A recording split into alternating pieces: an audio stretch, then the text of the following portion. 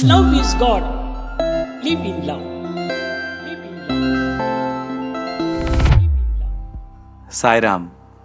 Welcome to an episode of Oh My Sai. I was born into a Sai family where Swami, the doctors of all doctors, had cured my father from an illness when he was really young at a time where my grandparents thought they would lose my father. And being born into a Sai family, I've been attending Bhajans since I was a child, and they've become a part of my life over time. It started off mechanically with me attending Bhajans every week, and initially I had liked the music. I would pick up an instrument or two and I would just sing along in the chorus. But as time passed, I noticed that Bhajans had such a positive impact on me that it made my connection with Swami stronger. I've always considered Bhajans to be the link between me and Swami, and vice versa. I was always keen to become a Sai student.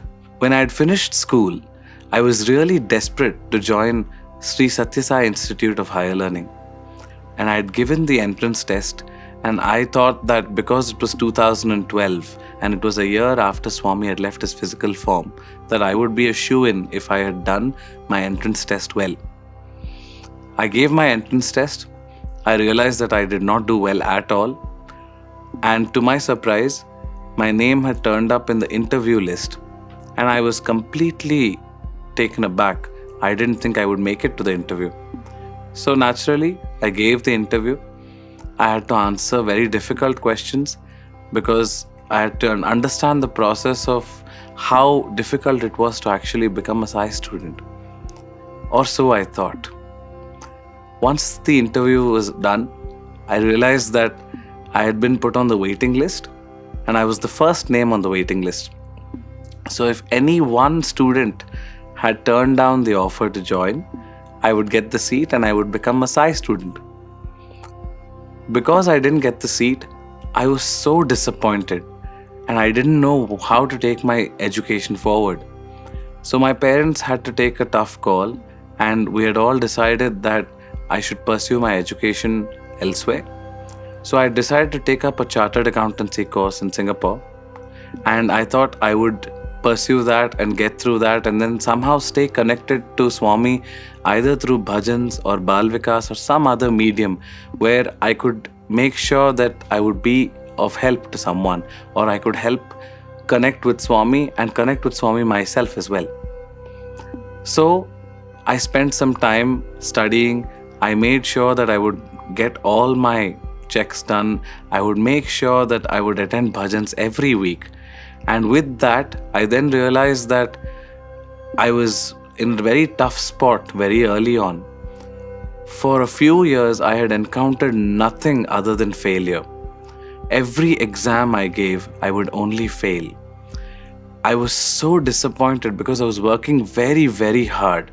I used to study through the night, I used to study in the morning, and naturally the course being a difficult one threw so many challenges at me. And I was at a point in time where emotionally I thought I was broken. But I never showed it, and I was always surrounded by good friends and I was surrounded by Sai families. So it helped me get through that moment, but not without a cost. Emotionally I was so broken that I was yearning for a stronger connection with Swami. So then I turned back to the only thing I knew, bhajans. So I had to move from Singapore because it was creating a financial burden and I didn't want to continue there while I was encountering failures after failures. So I moved back to Hyderabad. And without my knowledge, I had reached out to some Sai brothers and they told me that I should attend bhajans at Shivam in Hyderabad, which is such a blessed place where Swami has physically been present and given darshan to so many people. When I had joined the Shivam Bhajan Group, the group was so welcoming to me. They treated me like family. And without my knowledge, I had already gotten an opportunity to be a part of my very first Parthi Yatra with the Shivam Bhajan Group, which was in April 2017. I had come to Parthi with the group. I didn't know how these Parthi Yatras were because it was a new experience for me. Prior to this, I would only visit Puttaparthi once a year during my summer vacation, have darshan of Swami and go back. It became a bit of a routine. So this Parthi Yatra experience was something that was very special for me and very new as well. I was unaware that you get a chance to sit so close to Swami's Sannidhi. It was something that was very emotional for me, but at the same time very overwhelming. I enjoyed that presence. I enjoyed that moment so much that all I cared about was being present over there. I wasn't looking for an opportunity to offer a bhajan. I wasn't looking for anything. I wasn't looking for any sign from Swami. I was just so happy to be there with the group and praying to Swami throughout. Little did I know that after this Parthi Yatra, a lot of things in my life would change, and for the better. The following year, I had managed to clear 8 papers of my course, and I had become what they call an ACCA affiliate. And I didn't know that this was going to be my OMS moment. I didn't know that the Parthi Yatra the previous year would be a turning point in my life where Swami would give me the strength to deal with so many different things.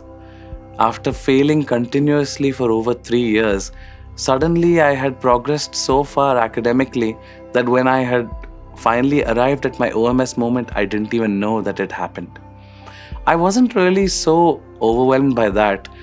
I took it a different way, that Swami made sure that in his timeline, I would do what I was supposed to do when I was supposed to do it. And that was where my academic progress happened.